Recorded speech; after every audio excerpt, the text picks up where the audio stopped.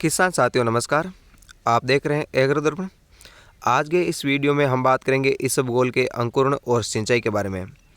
इसबगोल का अंकुरण आप यहां पर देख सकते हैं। इसबगोल निकल आया है, अंकुरण हो चुका है इसबगोल का। छोटे छोटे पौधे निकल आए हैं और ज़्यादातर आपको पौधे पास पास में दिखाई दे रहे होंगे, लेकिन इसबगोल की फसल में पौधे पास पास होना बहुत ही ज़्यादा ज़रूरी है, क्योंकि इसका पौधा ज़्यादा बड़ा नहीं होता है।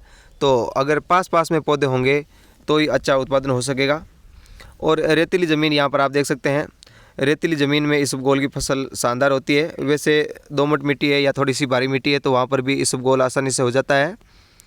तो रेतीली मिट्टी में इसबगोल की फसल फव्वारे के द्वारा सिंचाई करके की जाती है। तो यहाँ पर आप जैसे इसबगोल के बीज का छिड़काव कर देते हैं, तो छिड़काव करने के बाद में आपको इस पर 2.5-3 घंटे फव्वारा चलाना होता है। और फव्वारा चलाने के बाद में आपको तीसरे दिन एक हल्की सिंचाई और करना पड़ता है इसबगोल के अंकुरण से पहले। तो तीसरे दिन आप इसबगोल का अंकुरण होने से पहले एक हल्की सिंचाई और 1 घंटा तक कर दीजिए। 1 घंटा आप और फव्वारा चला देते हैं तो फिर आपके इसबगोल का अंकुरण चौथे या 5वें दिन हो जाता है।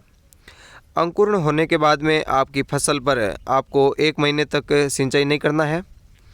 1 महीने से पहले आप सिंचाई करते हैं तो आपकी फसल में इसबगोल के पौधे रेत लगने के कारण जल सकते हैं। छोटे छोटे पौधों के पत्तों पर रेत उछल करके क्योंकि रेतीली मिट्टी है, बालू मिट्टी है, तो बलुई मिट्टी में ये मिट्टी है, इसके कण बड़े होते हैं, तो ये कण उछल करके जब इसबगोल के पौधों पर चिपकते हैं तो पौधे जल जाते हैं। इस कारण आपको इसमें 1 महीने तक सिंचाई नहीं करनी है। या कई किसान भाई थोड़ा सा पहले सिंचाई करते हैं तो इसबगोल का जो फव्वारा है वो बहुत ही बारीक कर देते हैं, यानी या तो कोई जाली लगा देते हैं या आप दूसरे कोई भी तरीके से फव्वारे को महीन करते हैं जिससे कि रेत ना उछले। तो ऐसा करके अभी आप सिंचाई कर सकते हैं।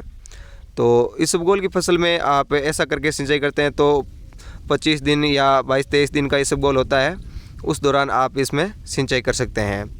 लेकिन अगर आप जाली हाली कुछ नहीं लगा रहे हैं फव्वारे के आगे तो आप 1 महीने के बाद में सिंचाई करें।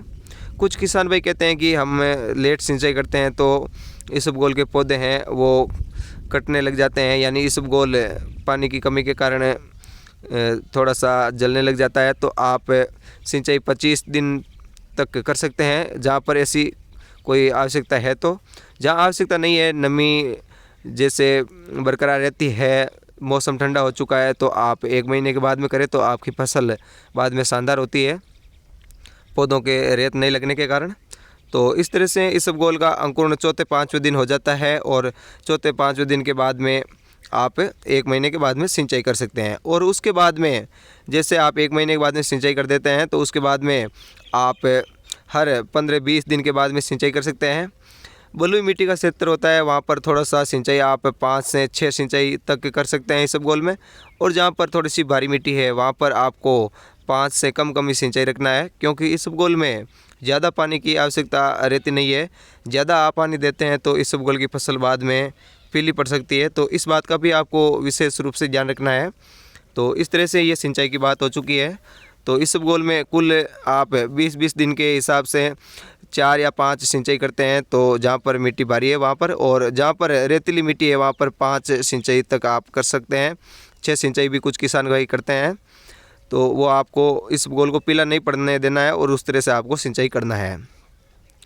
तो किसान साथियों, बाद में आप जब फव्वारा चलाते हैं तो 2 घंटे से ज़्यादा आपको फव्वारा नहीं चलाना है। जब हम 20-20 दिन के बाद में सिंचाई करते जाते हैं तो उस दौरान आपको कभी 1.5 घंटा कभी 2 घंटा इस तरह से सिंचाई करना है। तो इस तरह से सिंचाई करते हैं तो आपकी फसल बहुत ही शानदार होती है। धन्यवाद किसान साथियों।